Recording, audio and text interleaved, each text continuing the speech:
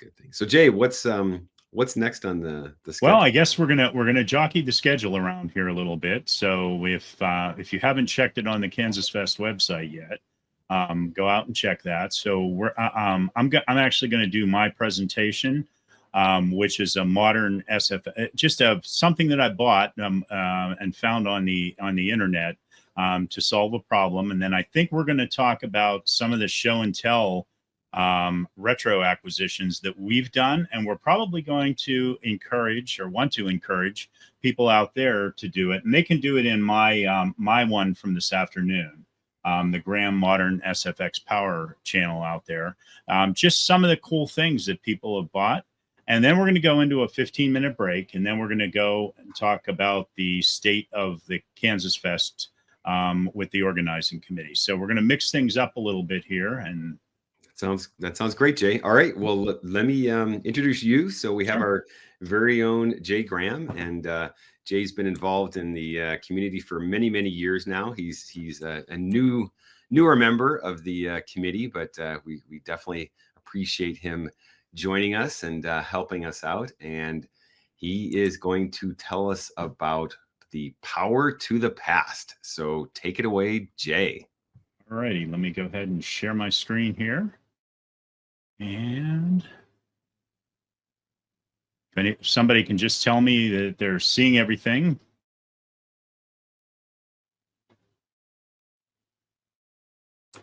Yep, looks like we're good on the screen, huh? All right. So what I'm going to talk about today is something I found on the internet. So that solves a big problem, and it's a big problem. Now, I know we're all in the Apple II community, but we all probably still collect some old vintage Macintoshes from the 68K days, like the SEs, the SE30s, the Mac II CXs, CIs, etc. So the problem that I have is that the power supply, I have a bunch of Macintosh IIcx's, IIcis, probably 6 or 7 of them. And as we all know, the power supply in them is not the greatest. And most of them need recapped. Well, so I went in and when I retired, I went in and pulled some of the power supplies out of here, and they are a bear to recap. There's glue in there that's holding a lot of the capacitors in there. There's 3 boards folded over on each other, and it's just super difficult to do. So not that it's impossible, but you can recap them, but it's just very difficult to do. I have a picture coming up here in a few slides to show you that. So obviously the problem with these power supplies is you have capacitor degradation. We've been dealing with that for years. I mean, recap, if I had $1 for every capacitor I've changed, I could probably probably could have retired a year earlier or whatever, because most of the old capacitors, and especially the electrolytics, they leak, and they get that smelly stuff all over the board that you have to clean. And even glue contamination, these things are glued, and that glue will break down over time and become conductive, and that's a big problem because it's over everything. Cold solder joints is another one where a lot of these things have been sitting there for years and years and years, and the solder degrades a little bit, and you get these, cold solder joints. And they're obsolete. The power supplies weren't very efficient back then, as some of the newer power supplies have been over the last 40 years. And then you obviously have fan and cooling system wear on these things where these things overheat. So these are 2 power supplies that I pulled out of one of my. And again, they were made by many manufacturers. Aztec made a few versions of it. General Electric, I think, made one. So there's a couple of different brands of these. The one on the right here is the one that I talked about, where it's really folded over and you see glue everywhere on there. Likewise, the one on the left is a little bit more easier to recap, but then when you recap it, you still have other components that may be dead or whatever. So as I said, the capacitors over time, they just waste away, leak, and rupture. This leads to loss of filtering capability, voltage instability, and power failure. The symptom is the computer won't power on at all or may exhibit erratic behavior like random reboots, or it'll turn on one time and won't turn on the next. It won't use the soft power switch if it's soft power switch capable. And then, like I said, the glue contamination becomes conductive over time, and it shorts components and causes erratic operation. So a power supply that may look like it needs recapped, when you go through and you recap it and get everything in its place, you try to turn it on and something else is wrong with it. Something else is shorted out. And it'll do intermittent startups and buzzing and burning smells. The cold solder joints, the constant heating and cooling cycles over the decades in these power supplies cause microfractures in the solder joints, and then components in there. That's why they glue them in, actually. But the components in there will wiggle loose, and the solder joints will get cold. So you have to then look around with a magnifying glass and check out all the solder or all the solder joints on some of the components, like the transformers and the regulators and so forth. And this will cause intermittent, and complete disconnection of circuits as well. Something will start, and then as it heats up, the power supply heats up, it'll just power off, start to fail. Obviously, these are designed in the 1980s, and so they were designed with 1980s components, and they are very low efficiency and high heat. Some of these things some of the power supplies get very hot. And even if they're repaired, they tend to run hot and inefficient. So you run into further component failures. You may replace all the caps, not catch a cold solder joint. It heats up, and then you got to go back in and tear these things apart, and they can slice your hands up pretty good if you're not careful. And this, the thing that exacerbates this is things like accelerator cards and large amounts of RAM in there. They heat those up more. So why they often don't work today. Many of these units have been powered on for decades, and powering up without servicing them can contribute catastrophic failures. And like I said, even fully recapped units often fail somewhere else when you get these, when you get it all done and you get it working, and it's like, oh great, it's working, and then something else fails, like a regulator or a transformer. Obviously, we all know this. Who anybody that's recapping or refurbing stuff, these replacement parts are getting increasingly hard to source. So you have to make it a capacitor that's not the right form factor, and you have to bend the leads and kind of jam it in there. And then modern plug-in replacements, like some of the Pico ATX based kits, offer a lot more quieter and efficient solutions while maintaining the original functionality and without sacrificing that classic look and feel. So basically, you want to look for something, at least me, I'm a purist. I want to kind of a purist, a semi-purist. I don't want to have to hack the case up or, do metallurgy on it to try to, jam some other ATX power supply in there. So I'm like, oh God, is there any solutions for this? Well, obviously, you have to determine whether you want to restore versus replace. The pure purist is going to definitely want to restore with that. So if you want to repair that, you're definitely going to be period authentic, but you're going to have problems in a short lifespan on these. The modern replacements are the pros. They're reliable, cool, safe. They're real easy to install, but they're not original, but they're often invisible. So what's the solution? Well, I searched around and I found an individual, TT Design, Tom Tam, on Tindie, and he actually makes power supply replacement boards for most of the Apple IIcx and IIci power supplies. And that Power Mac 7100 use the same.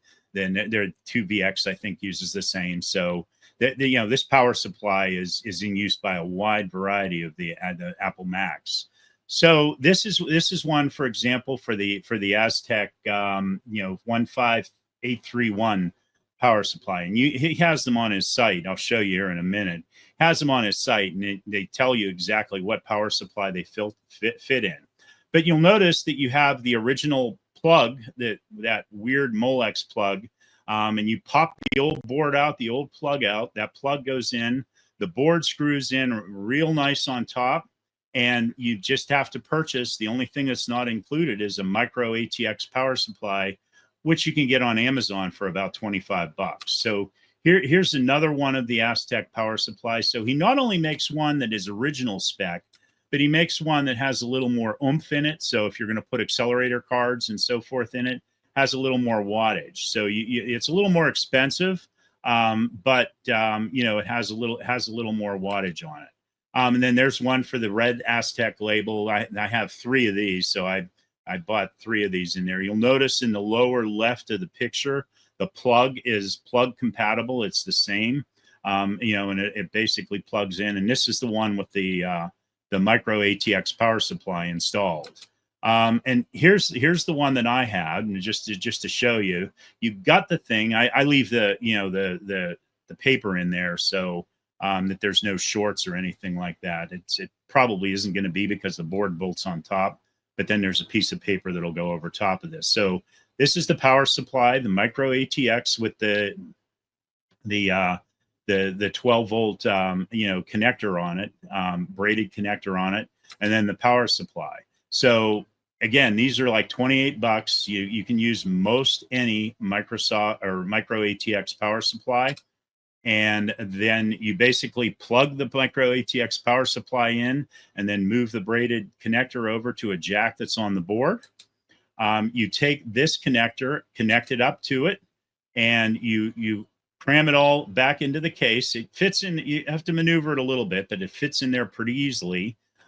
Make sure the wires are out of the way. That's one thing, because when the fan, that first time I turned it on, the fan came on and it was ticking on a wire there. So I had to open it up and kind of move the wires to the back of the power supply. But then, the fan goes in, you slide and put the power supply case back together. You put it in, and it actually works with the soft power switches too. So if you press the power switch on the back of the unit, or you hit the power switch on the keyboard, he designed these to work just like the originals. And then again, you have a case here, and you can save the old power supply if you want and work on it later, or you have the case that looks really original. It doesn't, there's no cuts or grinds or hacks in it. And if you want to put the original power supply back in it later, you certainly can do that. He has a lot of products for design and for the different Macs there, and he has some other products too. I've only purchased the power supplies for the 2CX, but he has ones for the SEs and the SE30s, that are fully assembled. Or you can get a board, and if you want to source the parts yourself, you can do that. He'll give you the board and the pigtail cable that'll plug into the SE or SE30, and you can put it together yourself. And again, it fits in the SE and SE30 case, power supply case exactly. And at least for the 2CX and the 2CI, there was no soldering involved in here. So if you are not a novice solderer or not a solderer at all, you don't need to solder anything. You just need to be patient and put the case back together on this. So this is a thing that I found. They've been working great. Obviously, you have to recap the motherboard too. So the motherboard, you can't get away from that. You have to recap those. But once you recap the motherboard and you put one of these power supplies in there, 3 of my 2CXs and 2CIs are working, just as they did when they came off the factory floor. So here's a QR code that you can do, and the URL for his design items. They're around $129 to $169 for these. So they are a little more expensive than recapping, a lot more expensive than recapping. But the thing is you have a brand new power supply with brand new components that hopefully will last a long time. That is it. So let me get back over here and stop sharing. And any questions? Hey, Jay, Yes. We did have a couple of questions that popped up in chat. First of which is from Eric Rangel. He asks, do you find any grounding issues with the modern replacement power supplies? I have not yet.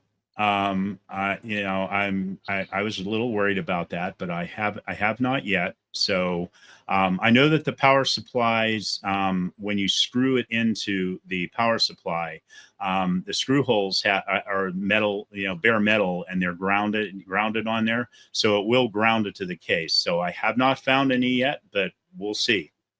I saw the picture of the one, and it appeared to just have like a wire across for the fuse. So Yeah, yeah, yeah. that's an old picture from his Mhm. website. Mine actually do have fuses in there, so I yeah. remember when I saw this stuff come up brand new, that I was like, a lot of people were like that meme of Leonardo DiCaprio. He's like, Yeah, yeah, it's like yeah, pointing that exactly. out. 1,000-watt fuse in there, right? Right, So, yep. exactly. Um, and then Jim asks, are you saying that there could be a power supply external to the Apple II, or A2? I'm thinking that this is a kind of another, like a broader question about replacement power supplies in general, but For the Apple II. Yeah, you know, one of the things that I was thinking about is those micro ATX power supplies are pretty cheap. mhm, And even the 12-volt power supplies, the 12-volt packs are pretty cheap. I was thinking of, haven't done it yet, but thinking of an idea of, boy, couldn't we make an Apple II plus 2E power supply board that would fit in there with these things on there, and it would be pretty inexpensive. So yeah, that's one of the things I might be playing around with. So cool. I know there's a number of people over the years that have made modern replacement power supplies, but it's I think a lot of the challenge that people come up against is that modern power supplies typically do not have that negative 5-volt yeah, line. So yeah, you're having to add a separate, regulator. a Yeah, separate module or a regulator or something that's going to take, negative 12 and drop it down, and then heat and everything. So design concerns on all of that. But I, yeah. um, I'm just glad that people are out there keeping this stuff moving forward. So Oh, and the power, same with the power supplies, because they are, you know, they're just dying right and left. Every one of these that I had worked, you know, 10 years ago, mhm. and now they don't.